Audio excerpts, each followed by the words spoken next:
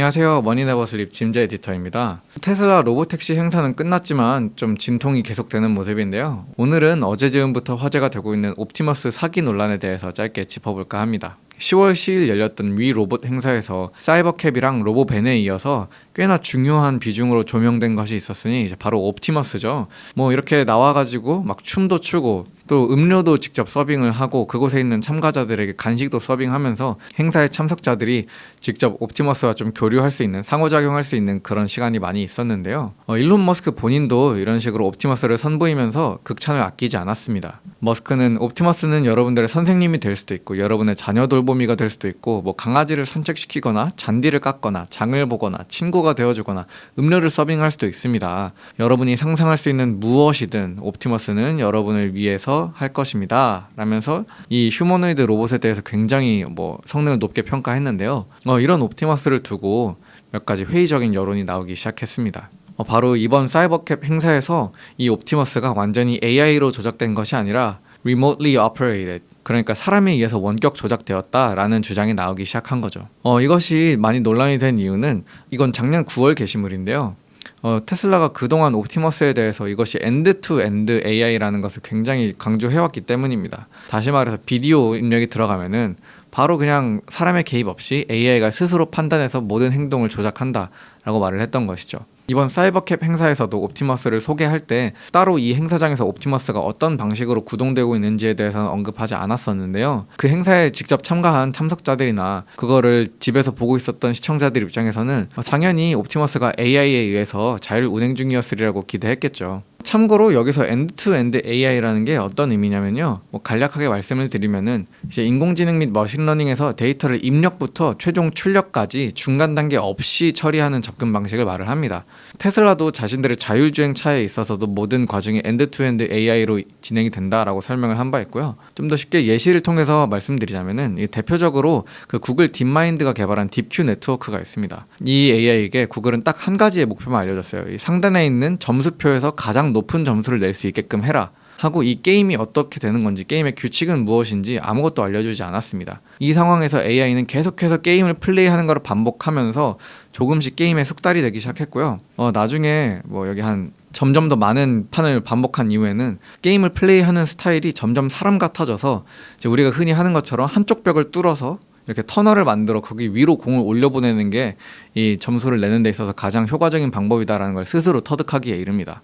사람이 퐁을 하는 법을 배우는 것과 매우 똑같죠. 이런 식으로 AI가 우리가 따로 지침을 주지 않고 알아서 처음부터 끝까지 학습해서 모든 과정을 인간의 개입 없이 이제 스스로 할 수 있게 되는 것, 이게 엔드-투-엔드 AI의 기초라고 보시면 됩니다. 그만큼 엔드-투-엔드 AI라는 것은 전체적으로 그 AI를 활용함에 있어서 인간의 개입을 줄이기 때문에 효율성을 많이 제고시킬 수 있는 그런 기술 혁신인데요. 따라서 일론 머스크가 당시 옵티머스가 엔드-투-엔드 AI로 작동하게 되었다라고 이제 발표를 하면서 스스로도 이것이 하나의 되게 큰 진보였다라고 평가했을 정도였습니다.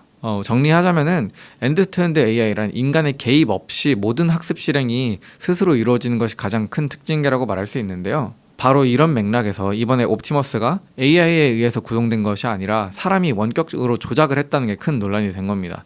대표적으로 이제 모건 스탠리의 아담 조나스 애널리스트 또한 이번 사이버캡 행사에 대해서 평가를 하면서 우리가 현재 이해하고 있는 바로는 이 옵티머스가 완전히 자율적으로 운행된 것은 아니고 이제 원격으로 인해서, 즉 사람이 개입해서 휴먼 인터벤션이 있는 상태로 조작이 되었고, 그렇기 때문에 이게 어떤 AI의 성능을 뽐내는 그런 쇼케이스라기보다도 그냥 그 로봇의 어떤 자유도나 민첩성을 시연하는 것에 가까웠다라는 평가를 남기기도 했습니다. 쉽게 말해서 이번 로봇이 그냥 얼마나 관절이 잘 움직이는가, 이것이 얼마나 인간과 같은 움직임을 모방할 수 있는가, 이런 것들을 좀 더 시연하는 자리였다라고 평가한 것이죠. 또 다른 사람인데요. 로버트 스코블이라고 마이크로소프트 및 패스트 컴퍼니 등에서 일하면서 테크 분야에서 좀 상당히 권위가 있는 작가인데요.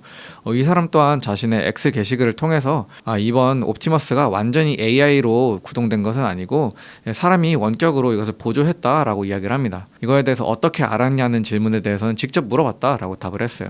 또 하나 굉장히 재밌었던 영상이 있는데요. 이제 그 현장에 참가한 참석자가 직접 촬영을 한 영상입니다.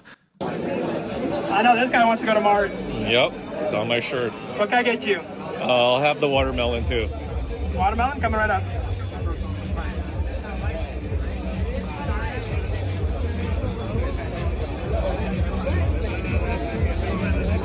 So are you being remote controlled?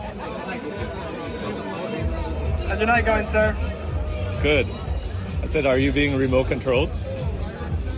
Today, I'm Yes. assisted by a human. 네, 여기서 이제 옵티머스가 자기 입으로 Today I'm assisted by human. 나는 지금 인간의 보조를 받고 있다.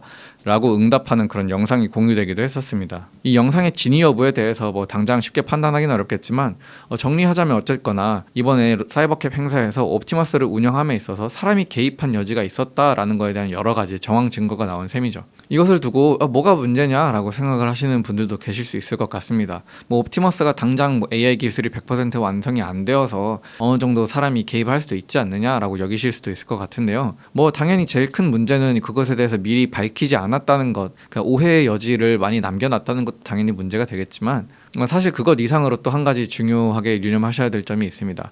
과거에 이제 오토노미 데이를 진행을 하면서 테슬라는 옵티머스의 프로세서가 기본적으로 여러분의 테슬라 차량에 탑재되는 것과 동일한 FSD 컴퓨터다라고 이야기를 한 바 있습니다. 이것은 다시 말해서 옵티머스 AI가 발달한다는 것은 곧 테슬라의 자율주행이 발달하는 것과 동일하다는 말인데요. 이는 바꿔 말하면은 옵티머스 AI의 기술이 지연되고 있다면은 테슬라 자율주행 발전도 약간 지연되고 있는 것은 아닌가? 이렇게 생각해 볼 수 있다는 뜻이기도 합니다.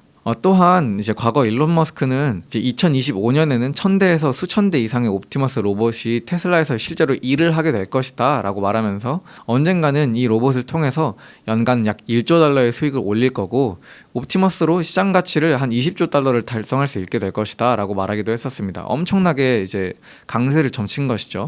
이외에도 이제 2026년부터는 다른 회사에도 옵티머스 로봇을 판매하기 시작할 거다라고 말한 바가 있는데요. 네, 이처럼 옵티머스에 대해서 굉장히 원대한 계획을 많이 공개해 놓았던 테슬라였던 만큼 이번 사이버캡 행사에서 옵티머스가 완전히 AI로 구동되지 않았다는 것은 다소 실망스러운 부분이 될 수 있을 것 같습니다. 이 옵티머스 자체에 대한 신뢰도도 많이 떨어지고 옵티머스에 대한 신뢰도가 떨어지면 자연스럽게 이 옵티머스가 창출할 가치에 대해서도 또 과거 테슬라가 밝혔던 여러 가지 어떤 사업 계획에 대해서도 의심하게 되는 것은 어쩔 수 없으니까 말이에요. 네, 오늘은 이렇게 테슬라 사이버캡 행사에 있었던 옵티머스 논란에 대해서 좀 간략히 짚어봤는데요. 테슬라와 일론 머스크가 이에 대해서 어떤 답변을 또 제시하게 될지 한번 지켜봐야겠습니다.